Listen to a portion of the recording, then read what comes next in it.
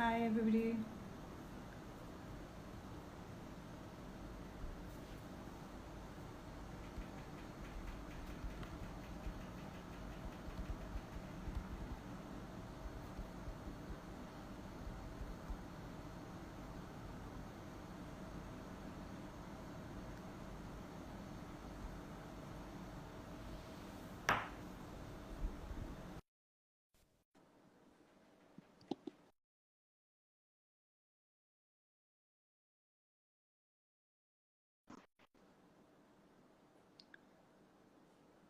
Hello, everyone. Thanks for joining in today. Hi. Hi, Tanya. Hi, how are you? Very well, thank you. How are you? All well, thanks. Can you hear me loud and clear? Yeah, I can hear you clearly. Just one second. Yes. Am I audible? Yeah, you're audible Okay, too. Yes. great. Okay, great. So, thank you for joining us today, Priyamwada. I'm just going to quickly introduce you to everybody here. Yeah, Priyamwada Singh is the sole founder of Common Ground Practice, a New Delhi based firm that believes that architecture and design can act as a medium to create an equitable society. I think that statement itself sort of sets the ground for what we are actually going to talk. yeah. Starting her journey as a student of design, she completed her bachelor's degree from CEPT, Ahmedabad, and then you did a PG diploma studies in art and architecture from Germany, Yeah. an MA from Columbia University, where you also received the Honor Award for Excellence in Design and the King Fellowship.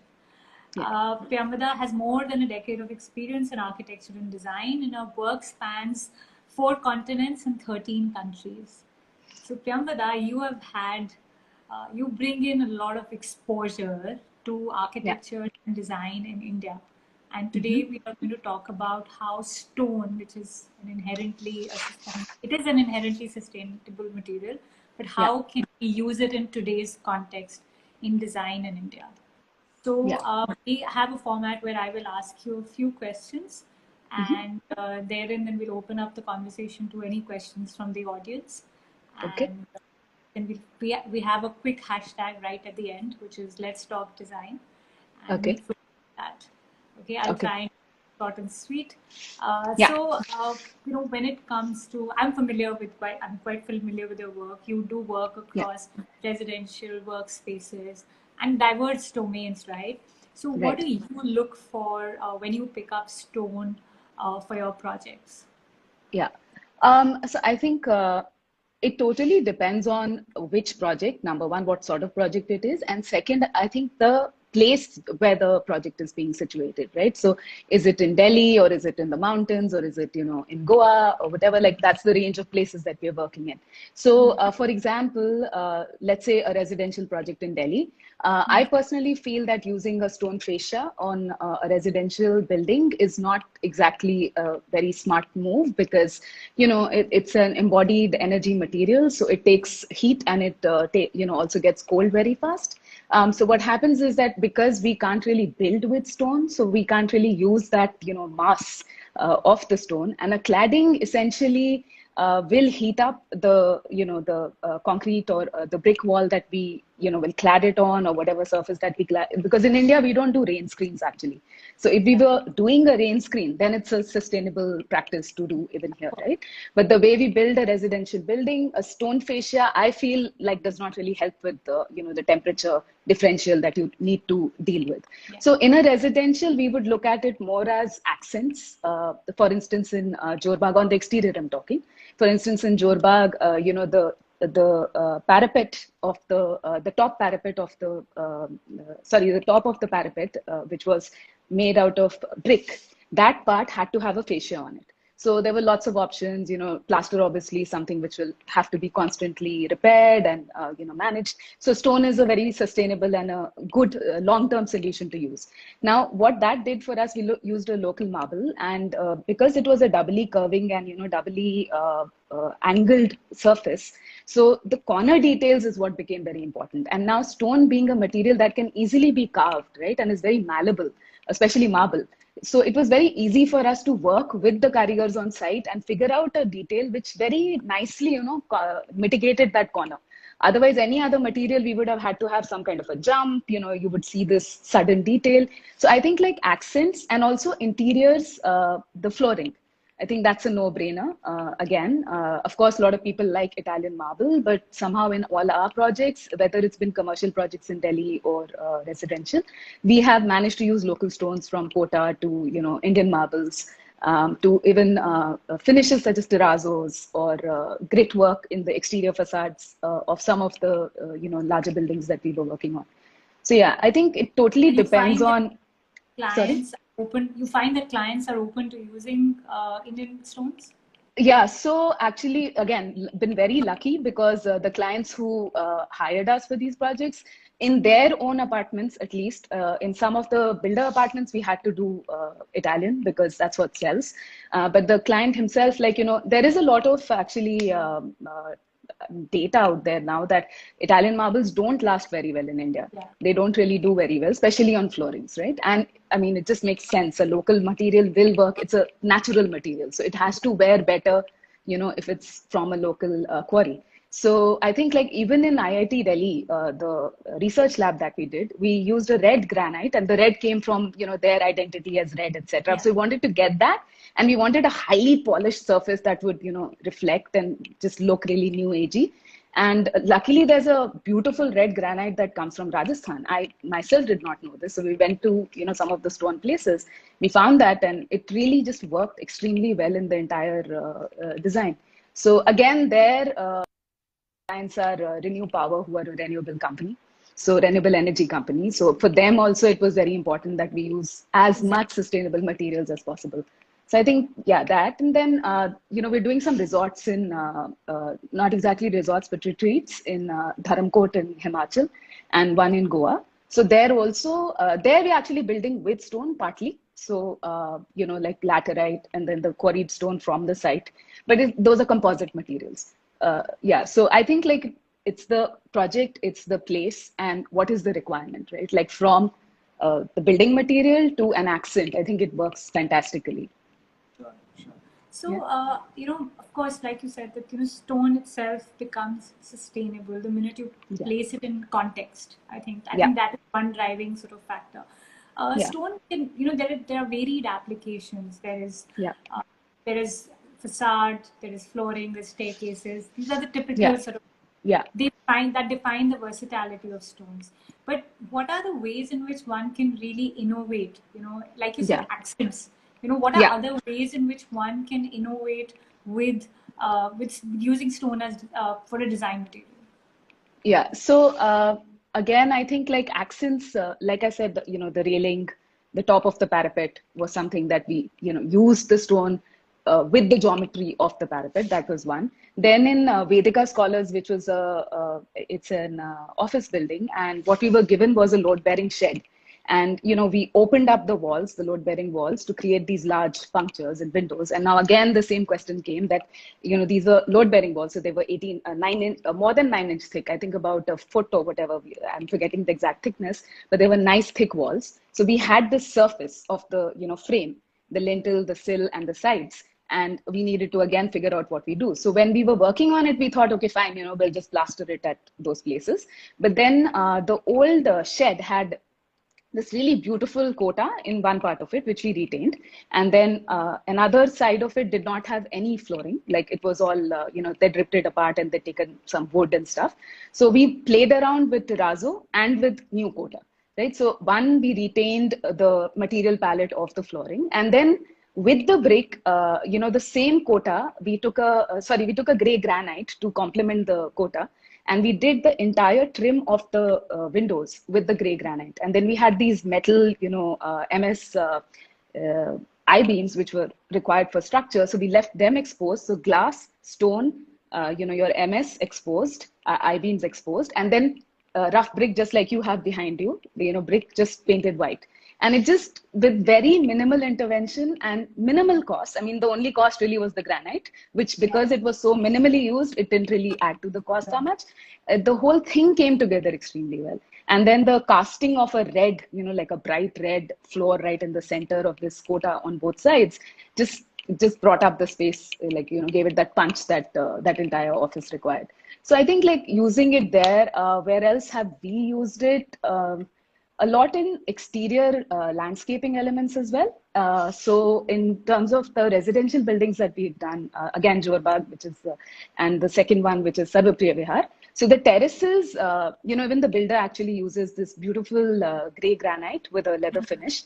So we decided to use the same flooring, but at the same time, on all of our projects, we've given some, seating elements with which become also planters. So for that, we use the same, granite to clad. So it looks like one single material, and it's also again, something which really lasts. You don't have to worry about maintaining it. Yeah, So of I course. think like, yeah, exterior Yes, furniture a lot. my next question was to do with interiors.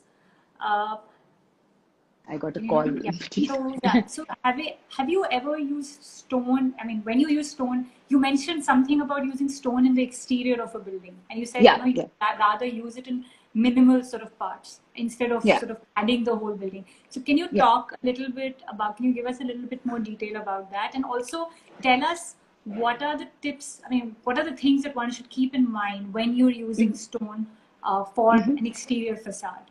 Right. Okay. Likewise, when you start the exterior face of the building is more than Mm-hmm. just the facade. Like you said, landscape is Yeah, another element. So what are the yeah, type of stones that one could potentially look at, and what are yeah. the things to keep in mind when you're designing for exterior surfaces? Yeah. So I think in terms of cladding, the stones that you typically use in cladding are your sandstones and marbles. And some of the architects who've done exemplary work in that, I would say, Ziza, not only in Portugal, but even a recent museum in China. I'm forgetting what the museum is called, but he's clad it in this red sandstone and marble. And it's just this huge public building, which, looks great. I think what works about stone versus a more monolithic finish in a large facade is that, as you come closer, there's a grain that comes to it, right? Because of the pattern of the stone. Then the second project that really, I'll just talk about some of the other people's projects before I say anything about ours, is that Todd William and Billy Chen, they did a building for a university in Vermont. One second, I'd written down Bethman or something like that.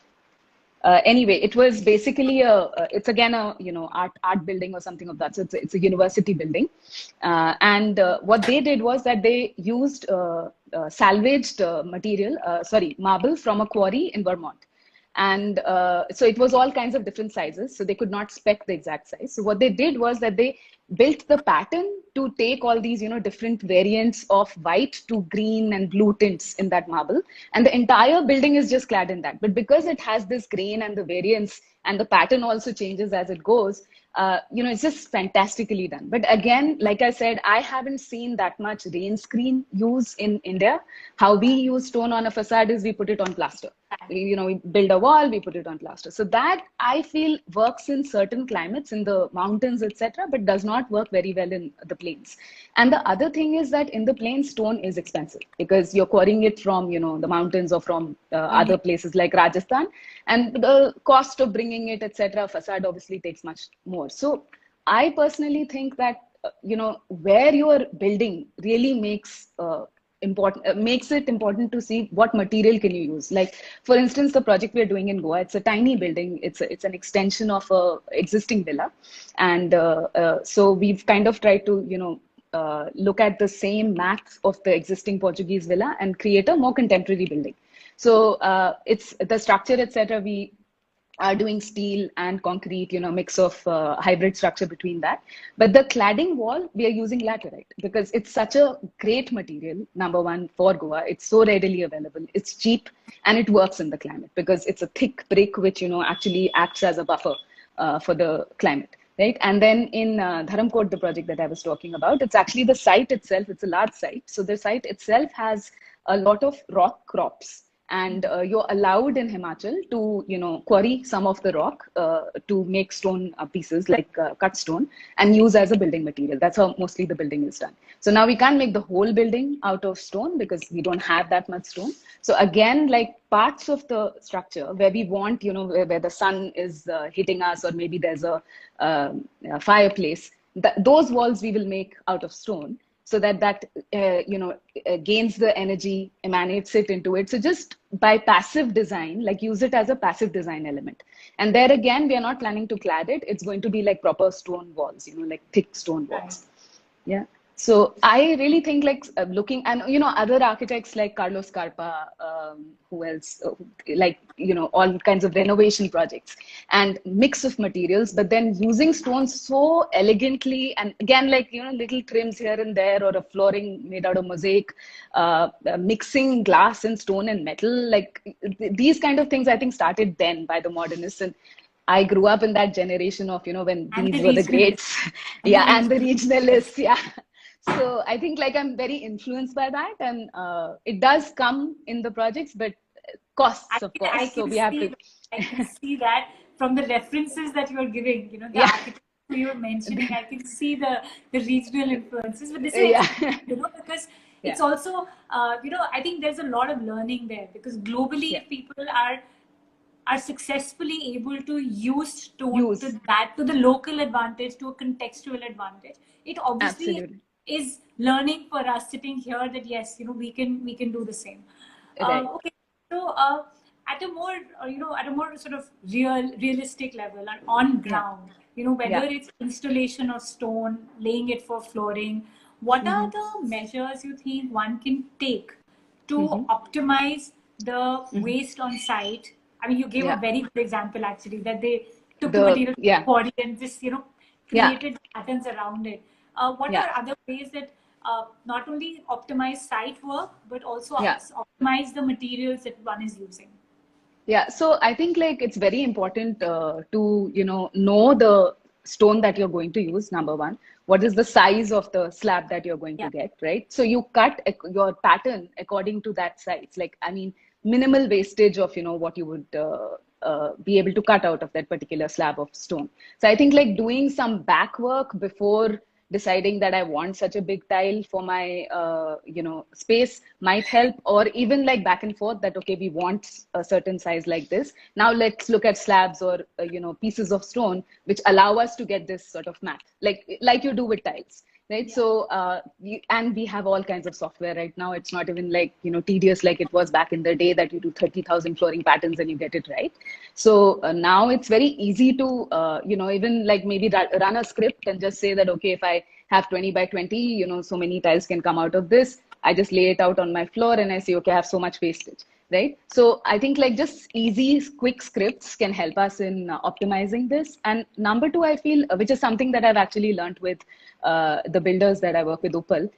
So what they do is that, whatever waste material, they cut their stone in such a way that whatever waste they have in their marbles or in their granites, they use it for all kinds of exterior finishing. So all the balconies and the trims, etc., all of that come out of that material. So it's really a This is very great. clever thing to do. Yeah, and I've seen minimal wastage, like absolutely no, maybe just the edges, if they're cleaning it up, that's about all that gets wasted.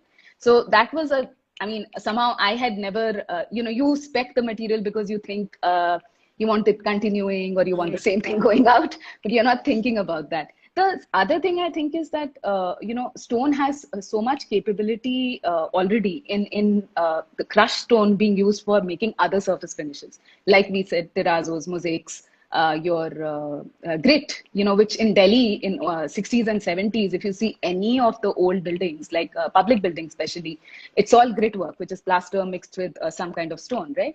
And one, it's a fantastic material. It is so easy to maintain. You just have to, I think, wash it like every 5 years and it's clean. It remains for like 40 years or something is the lifespan. I don't understand why it's not being spec till now.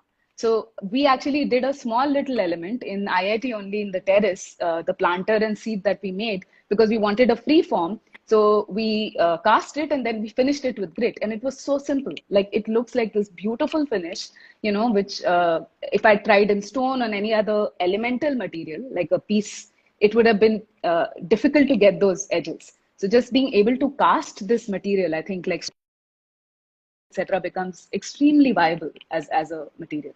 Another thing is that it also can be salvaged, for future Yeah. purposes. Now, Yeah. a lot of your flooring can be taken out, whether in smaller pieces, there'll be wastage, etc. But at least it's a reusable material in a lot of ways. And product. I mean, there's Yeah. so I think, many designers doing yeah. amazing products. Yeah. Yeah. I think it really comes, eventually it manifests itself as, it can only manifest if one has the consciousness to Yeah. salvage that material. I think it all starts there, Absolutely. from the client's end or from the architect's perspective or the Yeah. builder's perspective. Somebody needs Yeah. to be aware of this. And then Absolutely. if that is sort of, taken through the design journey, then it Yeah. makes, Yeah. it can really make impact and it can make a difference. The It other thing does I make also a difference. Yeah. feel is that, and this is something I talk about a lot, and I don't know if I've ever mentioned. I think when the architects or the designers or anybody, whenever they document their project, then Right. this is like, it's like, for you it may be, or for like the builders you work with, it's Hmm. inherent, right? It comes Right. naturally to you, so you never think Yeah. that this is something worth talking about. Now today you have Right. shared Right. something like this on this platform, so Yeah. it's an idea that will obviously get manifested in many other places, and then Absolutely. people start becoming more aware of it. Okay, this is an option that I have, and I Right. don't have to think about it later. If I start thinking Right. about it right from day one, then I can, in the design process, I can make sure that this thought carries through. So I Carries think that through. Yeah. awareness and consciousness is really important, and obviously, yeah, talking about it also helps. Yeah. So, Yeah. I think my last question to you would be, Hmm. you've also spoken about using stone in combination with other Hmm. materials, right? Yeah. Like whether Yeah. it's metal or anything. Yeah, even in, Yeah. I mean, in Yeah. landscape, used with grass as well, and it Yeah. Yeah. offsets the grass, right? So, Absolutely. stone is a material that complements a wider palette. What is Right. your thought on that?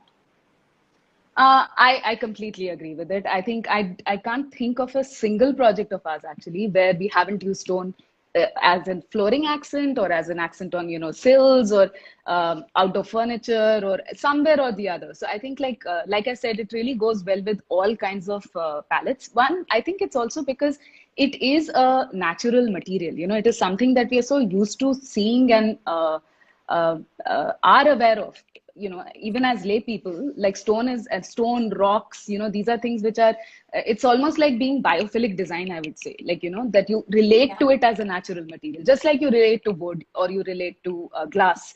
Well, now we do, but maybe not back in the day. yeah, Or clays, ceramics, these are kind of things, earth, you relate to them as natural materials. So I think like that sort of it just makes it easy to blend with all kinds of things. And also every stone has a, it's again, because it's a natural material that is sedimented or is, over time sort of from volcanic quartz or whatever, like the different formations. So the way it interacts with space, in terms of light, in terms of feel, touch, all of these things, like in a fabricated material, you don't get that sort of quality. And so much of the design is already there in the material, like you just have to amplify it. You have to like use that particular, and that's why you look at certain marbles and say, I want this grain to be like this, and then you put it in a particular place. But it's giving you that design option, it's giving you so much to play with. So I think like it's just easy to combine stone with different materials, no matter what the material is. I mean, at least the natural palette, for yeah, sure. yeah. Yeah. Wonderful. Thank you, Priyamwada. This is really Yeah. insightful. I think Yeah. we had a question here earlier about how do you think stone can be used as a form of art? So have you explored Uh, that? Personally, not as much really, but I think like I've seen, I do follow a lot of product designers, and Yeah, especially in India. And if we look at our, old buildings as well, all your forts and whatever stone buildings, Jalis, you look at Ahmedabad or you look at Rajasthan, all the, especially the, the hot climate ones. So there, I mean, that in itself is art. Fatehpur Sikri, like amazing what they've done with stone, you know, from a block to like an ephemeral material. It can just, it has all the qualities embedded in that. And then now I think a lot of young designers, I'm forgetting the guy's name, is a Bombay designer, Rushab Shroff or Rishad, something. Rishad, Yeah, Rishad. Rushad Shroff, yes. Yeah. So his lamps and some of the, you know, bulbs that he's done out of marble and stuff, they're stunning, and it's such a clever way to use it. And what that reminds me of architecturally is, you know, the Yale Library by SOM Yeah. Bunshaft, which is the, you know, they've used travertine as an envelope, and I've And been it there, and glows. when you're inside, it glows, Glows. and it's amazing. It's just Amazing. such a surreal experience. I think like uh, the the quality that it, you know, emanates into a space is just it's tough to explain. It's almost mystical, and that's why you'll see like your Taj Mahals or tombs and stuff, you know, it always had a lot of this ephemeral material which was used to build them. Of course it was a building material at the time, but the way it was used, right? Like even at the Taj Mahal, I mean, look at it, how many hundred years are we talking about, and it's, Yeah. you know, how much has it been maintained, right? And it glows. So, It still glows. and yeah, it's still, and the nakashi is like, Is. oh my god. Yeah. Yeah. So do you also have you explored craft in stone? Yes, a little bit. Again, haven't had the opportunity. Hoping that with you know, Goa and with Dharamkot, that is Yeah. the intention, because we do want to localize the buildings to, you know, make, obviously have it be contemporary, but look at the arts and crafts of that Local craft. particular local crafts. Yeah. So stone is a big one, because Yeah. again, there's a lot of It's a stone great work that happens in the opportunity to mountains. explore local crafts. Absolutely, absolutely. Yeah, yeah. Okay, that's any to last two questions. Any myths that you about using stone as a material? Myth, I don't know. Not really. What would the myth be? Uh, Okay. yeah, I don't know. I think in Delhi now it's becoming more and more that, you know, wood is, somewhere I agree that maybe wood is, wooden floorings, I'm talking about flooring, is slightly better because, you know, we are used to air conditioned environments, and we don't build our buildings to, you know, really use the advantage of using a stone. But I think like, to that, one has to think about things like, you know, for instance, this has reminded me in Ladakh, in all the new hotels and new buildings, the bathrooms, they've started using stone tiles, stone slabs, but with radiant floors underneath. Because stone, again, you know, it doesn't work better. Like wood can get compromised and things like that, and stone really works extremely well. Which I was And shocked, but that, and it works. It really like heats up that space so fast. I actually had a, you know, more comfortable shower in Ladakh than I did in Delhi in winter. I can So imagine. No, but I was going to say that I know it's a trend, like you said, it's a trend in Delhi. But in my own house, right, we have yeah, like while majority of the house is in wooden floor, there is one part that yeah, we retained the old marble floor of the house. yeah, It's an old yeah, property, and it's fabulous. It's yeah, still white, still glowing. It's yeah, smooth, and yeah, my kids yeah. actually love to lie down on that floor in the summer Exactly, because it exactly, is so cool, and exactly, you don't need a surface on top then, right? You don't need exactly. anything on top. It's just Ab- it, as the weather sort of changes, it stays, and the transition and the way it sort of transforms itself over Itself, years, it still exactly. looks beautiful. So Yeah, yeah, maybe as a very young architect, I would have yeah. thought, like, I actually feel now that it's a very, when they say it's a classic material, it is a Yes, classic. it is. It is. Yeah, in every sense of the word. You know, like even Yeah. environmentally, it's really Yeah. like you can't get better than that. You know. Yeah, it's classic, it's Yeah, versatile, and I think one yeah, cannot emphasize that enough. yeah. So, okay, Absolutely agree. yeah. Yeah, So, our last, your last two bits, we're yeah. following the hashtag of Let's Talk Design. So, what Uh-huh. would you like to say?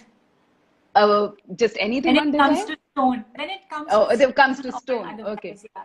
Uh, I think like you know, like use it like I was saying earlier, like to use it judiciously, not just put a stone facade because you want to look like a certain look, you know, or not use it on wall or a finish just because you want a certain look. I think like beyond that, what is it really doing for you? And for us personally, it's very important that the material works even in terms of, you know, the environmental aspect of the space. So I think like if we ever spec it as a wall finish, then we would think about that, you know, if air conditioning is on, thanda ho jayega, like how are you going to mitigate these things? Yeah. So I think that, and then also look at all the various possibilities, like I was saying earlier, that not just as stone, as a slab, you know, or a piece of a block of building, a block, but even the sort of finishes that you can make out of stone, which is your terrazzos, etc. Sometimes they're just so much more elegant and malleable to use than all the other Korean. And again, you know, no VOCs, it's a natural material, it's so easy to use. The production, it's a quarry, so it's like surface level, you're not even mining it, it's not something that you're mining. So that I think is the strength of stone, and minimally used, like used judiciously, I won't say minimally, but judiciously used, I think it's an amazing material. And our attempt certainly is to try and use it, you know, where it is, it helps and is required. Okay, great. Thank you so Yeah. much, Priyamwada. It was really nice to have you with us. We really Likewise. appreciate your gesture, and on A class has planted a tree to Oh, appreciate wow. this gesture of yours on your behalf. They'll be Oh, sending you a wow. certificate as well. So That's thank you great. very much for doing this. And we'll be sharing this video on the IGTV channel. So please feel free to share it on your social media channels as well. Will Thank you do. so Thank much. you so Very much. insightful. Thanks a Yeah. lot. Thank you. Thank you for having me. Thank you.